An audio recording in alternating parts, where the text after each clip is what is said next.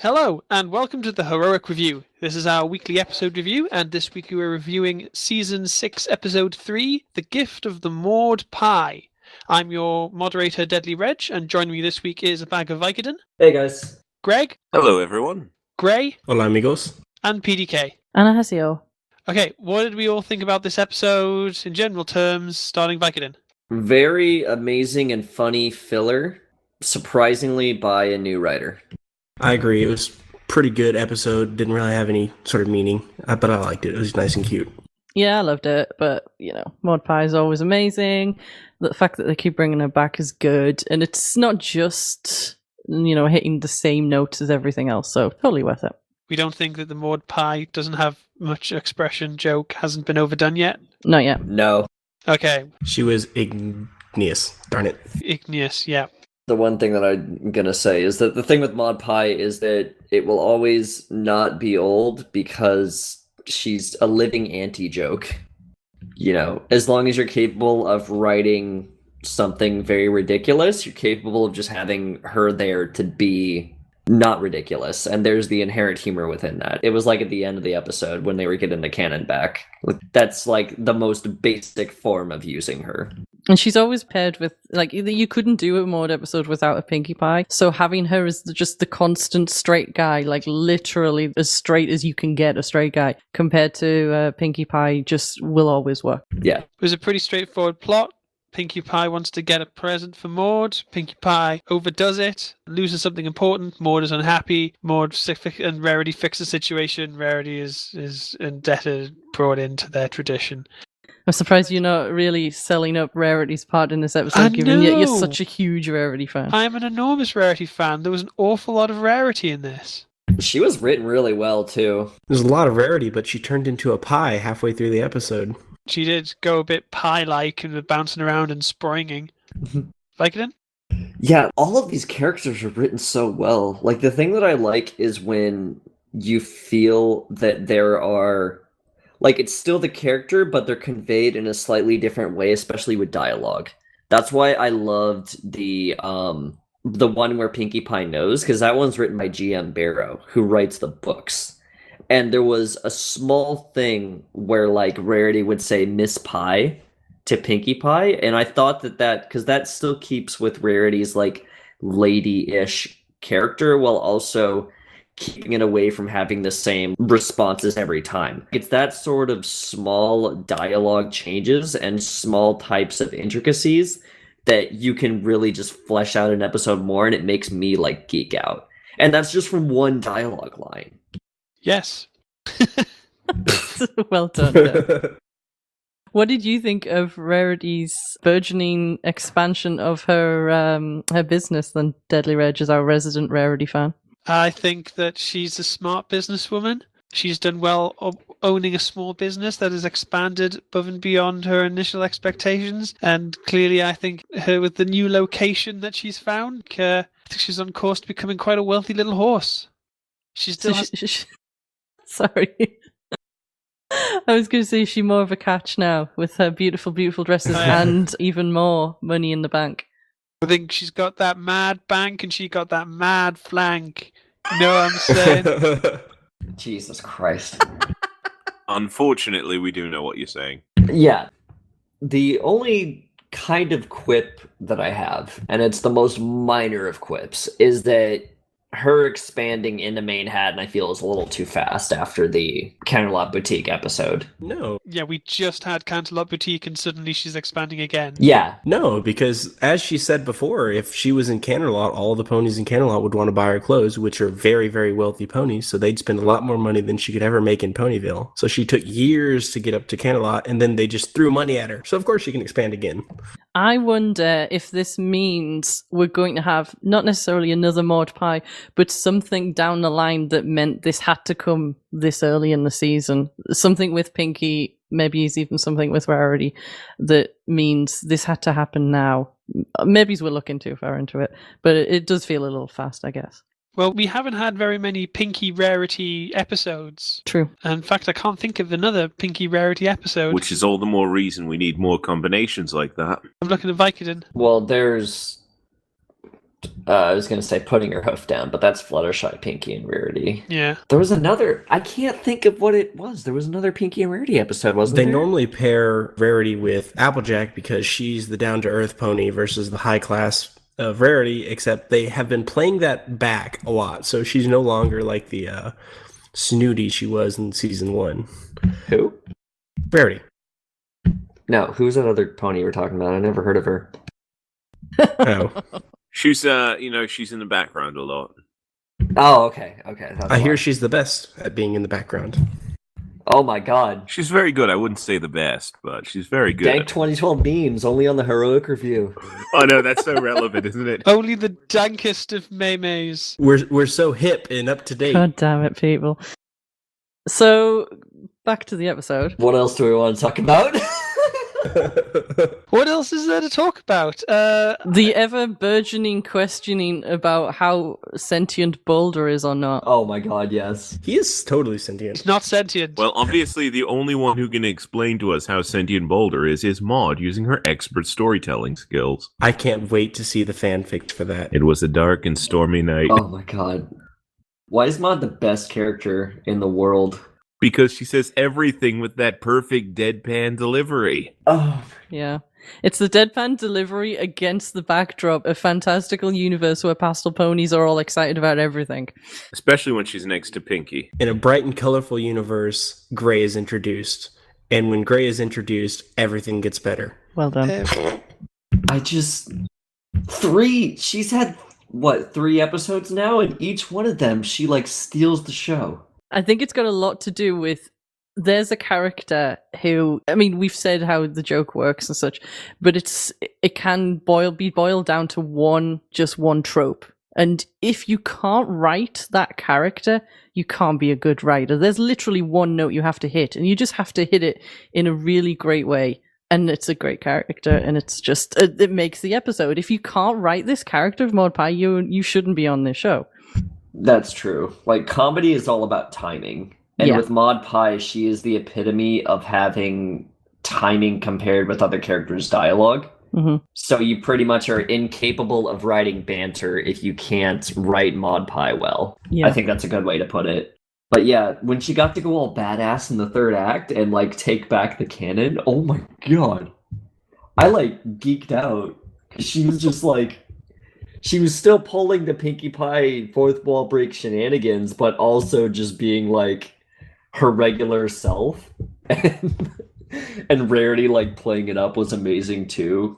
For once, Rarity's not a terrible character. Ooh. Mm, Love you, Reg. That scene was perfect, though. It was About interesting. Shifty Pony and the whole... Oh no, she clenched her jaw. I'm just gonna watch this episode again. I usually don't rewatch episodes, but this one was just so fun. Even though the 1st act was a little too expositional, the first 3-4 minutes, but then the rest of the episode is amazing. So A-, I guess. so I like that we're all so excited about what is literally... this is a filler episode. I sincerely doubt we're going to see any major plot references back to this episode in future ones. I don't think it's going to have set any tone. It's just been more delicious Maud Pie, and we all love Maud Pie. Greg? I'm a bit late to the party here, but I just love the whole plot of this episode itself. The old one character distracting another while the third goes off and does something. That story always I find entertaining. Gray? With talking about how we're so excited about this filler episode and how it's going to have no bearing about the rest of the season, we just don't want to take Maud for granted. Oh! So this is the thing, is that I've watched a bunch of our other Heroic reviews, and I noticed that this is one of the few filler episodes that is just as good as the other ones, but this one's not getting as much criticism, and I'm curious about that. Because there's stuff like amending fences, where I distinctly heard one of the people in the review say this is just pointless filler.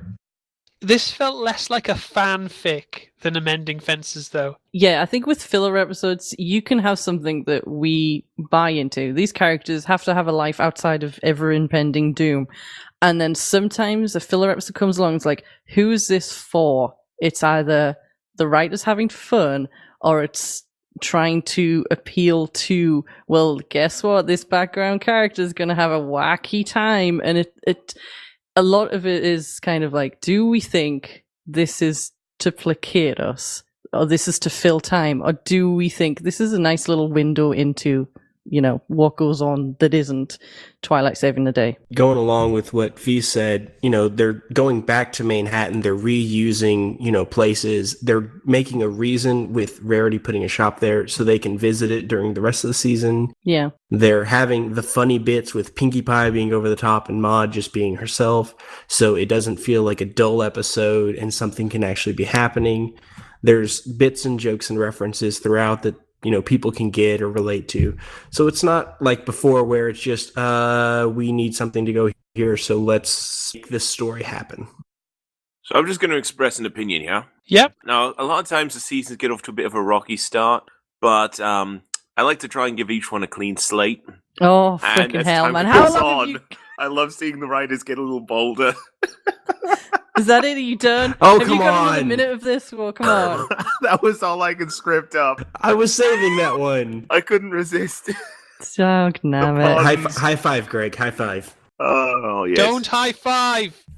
You haven't earned Don't it! encourage me. I will encourage you with puns. The main question that I have is, like, what's wrong with filler? Because this show is always going to have this type of filler. And yet I still see, like, maybe not by you guys, but I'm, like, asking, I just guess, the general public, like, what's wrong with filler?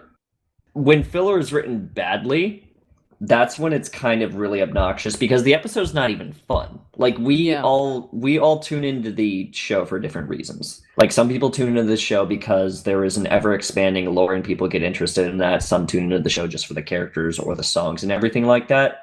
But the part that I don't understand is when there is criticism towards filler, when filler is basically a staple of the show now. And it's not even that people want the show to be, like, never filler ever, because there is no show in the world that has no filler. Yeah. I think, again, it comes down to kind of what's filler that feels like it has just nothing to add, either to the lore or to the characters. If you've got filler and you're not helping the characters grow a little, in some way, we're seeing a bit more of their personality. If you're just retreading old ground, then that's bad filler. But you're right, every show will have filler. And you do, I guess, need to justify it a bit. You can't just have, well, we needed this one writer to do an episode, so we just let him go hell for leather, and you badly characterize this character or whatever. We need something to add to the show. Otherwise, it is like, well, why didn't you just have the season end one early? I know that isn't going to happen in practicality, but it feels like you do need to have a justification for something that is there that helps some characters or some, aspect of the show move on. Otherwise, that's when we go, oh, it was just a filler episode and it brought nothing to the table. Yeah, because a lot of the time, I feel that people consider lore to be more sacrosanct than whether an episode is fun. Like, there are some episodes that have lore within them that are terrible, or that are very, very out of place or written sloppily just because there's lore in it. Like, Crystal Empire Part 1 and 2.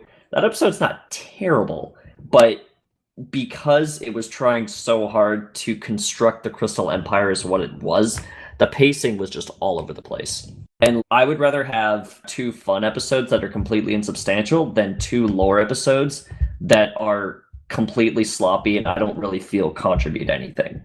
Yeah. Can you imagine a 2-part fun filler? That would be amazing. That's kind of the middle of the series, right? It's just they do different plots every time. And we've had that sometimes with Canterlot Boutique and the episode that was after it. I forget what it was called. But it was Canterlot Boutique and like Rarity Investigates. Brotherhood Social. No, Brotherhood Social was a couple episodes later. It was Canterlot Boutique, then it was Rarity Investigates, then it was Maiden Manhattan, then it was Brotherhood Social. Brotherhood Social, a controversial episode written by Dave Polsky. What a surprise. No, not Dave Polsky. Dave Polsky wrote Brotherhood Social. So Dave Polsky wrote another episode that was in some way controversial in terms of subject matter. I think Megan McCarthy, she already admitted that like whenever an episode's controversial, they just throw it at Polsky because... Yeah.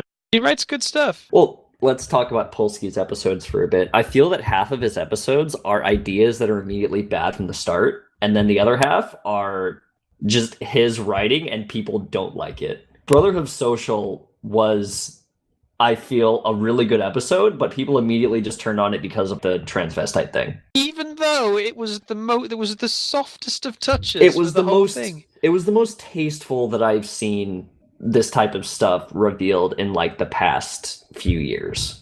Because there are some, like in the 90s, there were so many cartoons that were just completely disrespectful to transvestites. Yeah. So did Rarity make his dresses? No, Rarity did not make his dress. That's why his dress wasn't beautiful. God damn it. Imagine how much better he would have looked if he had gone to Rarity. If he had done, he would have been a fancier looking lady. Been all floaty and light instead of essentially looking like he was wearing a tablecloth. Oh, Brotherhood Social, you were a strange beast. I wasn't there for that review. Wait, we didn't have any Rarity designs in this episode. How can we have a Rarity episode about a boutique and not have any new designs But to she talk didn't about? have any beautiful dresses for me to look Because the at. store's not open yet. Door will be open soon. But she would have been sampling a hat or something. No! Because the episode's not The about her. episode's not about her. It's about Maud Pie. It's about... You've got to stay... Hang on, I'm trying to think of a rock pun. Over the shoulder boulder holder. Plus, she's the element of Well, generosity. that's what Pinkie wanted to get for Maud. She wanted to help Pinkie with her generosity, so she immediately focuses on this one. Like, I completely understood that. Like, Rarity just immediately zoned... Like, that's why she got all freaked out in the second act. Because she was like, Maud's impossible to shop for!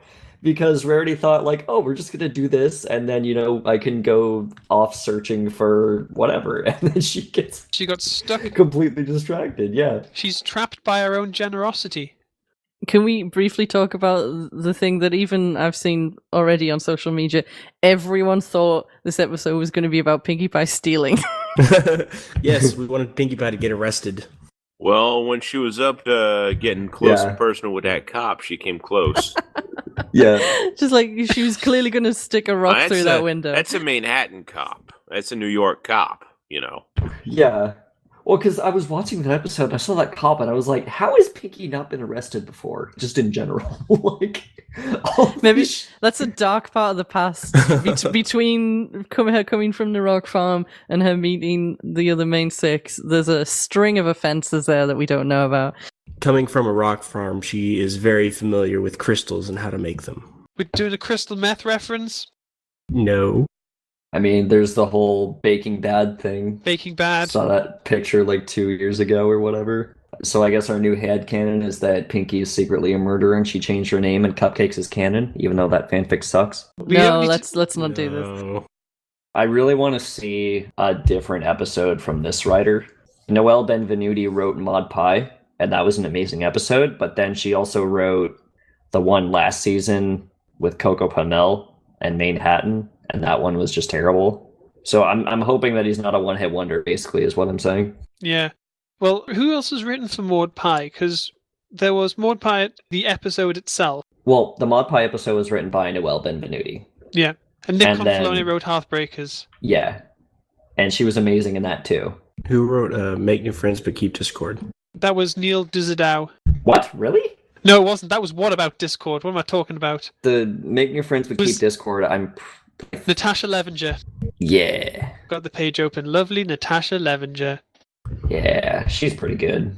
She's not here this season, which is kind of sad, but... There's a lot of new writers, a lot of old Johnny Test writers coming in this season. Yeah, I just really hope that... This is very mean to say, but I really hope that Neil doesn't get another episode. We had enough of Neil Dizadow. Yeah, I mean, Neil had 2 bad episodes, and nothing in What About Discord is salvageable. Literally nothing. And Princess Spike is a flawed idea. It is So it's proof not that terrible. Spike can never work too well as a main character unless you really write him well, which no one apparently can. No one can, because Spike either is an idiot or is the snark, and no one writes him as the snark enough. He works best as supportive roles. He was great in the premiere. It's weird because we've got some character that can be quite as malleable as you want, but no one seems to be able to show that he has more than one side. He's either written as this or written as that. He's never seems to be well-rounded in many people's writing. Well, I feel that Spike, I'm probably going to talk with Scribbler about this in a podcast relatively soon, but I feel that Spike fans want to... I feel that Spike fans look at Spike the way that the Crystal Empire looks at Spike. He's considered to be an amazing character and like a god, and he's just a kid. Yeah. And I think that this is probably a bad idea, but I go on /MLP on 4chan all the time, Careful. and like that place is just littered with people asking why Spike doesn't have his own episode, and my response is because Dragon Quest is a thing, and Dragon Quest was like a C episode. He is not good by himself, and we just have to accept that. Every Spike episode has sucked. No. The Pets episode was really good. Okay, apart That's from true. Yeah, the Pets episode and the just for sidekicks. yes, and then there was an episode in season 4 where it had the really cringy song, but the rest of the episode was good. Equestria Games. Yes, that episode Equestria Games is another not bad. Dave Polsky episode, and it's really good. There Yeah. was a passing moment in the season opener in which I thought Spike was written very well in. Go on. Whenever Starlight is fixing to meet Sunburst, what's his name? Sunburst. Spike says you need to emphasize how important this meeting will be. And I don't know if it's written this. It is absolutely brilliant. But he talks to Starlight Glimmer, who has time traveled and changed the course of time, about how this one step could set the path for her entire future. Yeah, I'm pretty sure it's implied because the premiere was written by Haber and the finale last season was written by Haber, so I think he just has that, he knows. So he is capable of just like immediately referencing it. And also, you got to reference last season for the kids. But yeah, I mean, Spike is really good when he just has his moments. I mean, if you go back on all of the Spike moments where people are like, wow, Spike was really good in this scene, it was an episode where he wasn't the focus. I guarantee it. The only other time was Inspiration Manifestation. That episode was really good, but he shared the episode with Rarity. Yeah. But all of the other amazing moments, like his stare at the camera in Simple Ways, which is like still one of his best moments. All of the things are in episodes that are in his own. And I think we can all agree that Spike should not be given episodes because he kind of sucks when you make him the focus, because he doesn't have enough going on. Because he's a kid. Because he's a child. Yeah, like we said with the premiere, you can only do so much with people that are at a younger age, because you can't put them, especially in a children's show, you can't put them in ridiculously severe danger, or you can't have them have the type of emotional problems, because those types of societal intricacies are just not in them. Like they just they haven't experienced it. You could probably make an episode of them experiencing it, but then it becomes like, is Spike still a kid? Is he a more mature kid? Like then it just is more annoying because it just opens more questions. And it's hard to characterize and say this is exactly how this guy is and like pigeonhole them as well, because how do you then show character growth if you've already got the tropes of like, well, Spike is just always an idiot there, and then it's like, well, he'll never learn a lesson, or if he does, we have to revert him back to this type. So yeah, when you're dealing with younger, even the Keymark Crusaders, you've got them like what their interests are, but you can't just write them as one thing or another. You've got to show that they're still learning and growing. Mm-hmm. Well, kids are dumb too. Yeah. Kids I'm not coming down in favor of kids. I hate children. Yeah, like kids are dumb, so they're not gonna have like their best priorities at heart. And while Spike is a little more mature because he lives with Twilight all the time, he's still a kid, so he's still gonna have way different priorities, and like he's gonna focus more on fun rather than the future, simple stuff like that. Like anyone who has seen or has a younger sibling immediately empathizes with how Spike is written. Speaking of fun, we should bring it back to Pinkie Pie and Mods on this episode. So all about Spike to say that this episode was filler and that was that. So now we're on to Spike. Yeah. This was good filler. It was more great. of this, please. Well, would it be remiss for us to end it here and then not mention the lovely little nods, the Twily Cane and all that? Because I know people love to reference what they saw there. I missed the Twilight Cane because I was out of the room. Oh, Yeah. yes, you were. Sorry. The Twilight Cane, the shark that they jumped, and then Smarty Pants was all at stalls. Oh, I see. There was something else as well. And cheese sandwich. Cheese sandwich is cheese They wheel. also had the floor piano. Oh, the floor piano. Yeah, I'm pretty sure that was intentional by the animators, not the writer. Yeah. Because the animators do that type of thing. And I love that. We love that about them. I mean, wasn't Rarity digging through the stuff? Yeah, it was very Yes. like chucking stuff around, trying to find the gift in the marketplace, and then it was all that just in one, Yeah. quick little shot. It becomes more of like her being Pinkie-ish, right? Because she was still in that same scene. Yes. God, that's so clever. That's so funny. Like, yeah, Rarity gained the gift of fourth wall breaking for that tiny little impersonation of Pinkie like that. Do we want to speculate for the next 30 minutes over how you break the fourth wall? No. I'm pretty sure PDK would love to do that. Hey, PDK, let's talk about... We could talk about Pinkie for another 2 hours, but I think So, that'll bore the pants off everyone else. Apparently, much like how craziness and overreaction runs in the Sparkle family, bizarre abilities to sense things run in the Pie family. Now we have the Mod sense. Yeah. And teleport. True. That is the speculation someone brought up in saying that all Earth ponies have a sense then, rather than just a Pinkie or a Pie sense. But yeah, I like the little...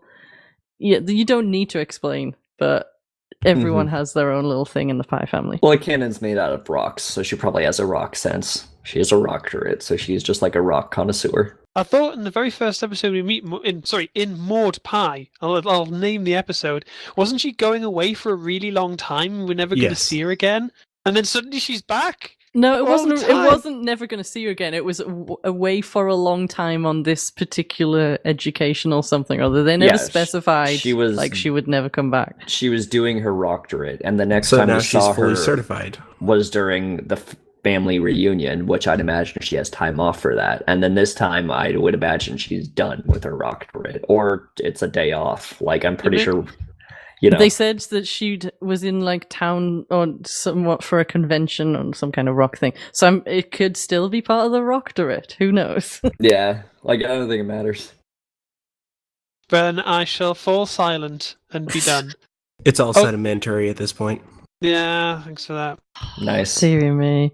Okay, that's our show. This was the Heroic Review, and joining me, Deadlyreg, was ABagofVicodin. Hey, guys, so see you next time. Greg, Long days and pleasant nights, lovely listeners. Gray, I'll see y'all later. and PDK. Annyeong. I was your moderator, and thank you for listening.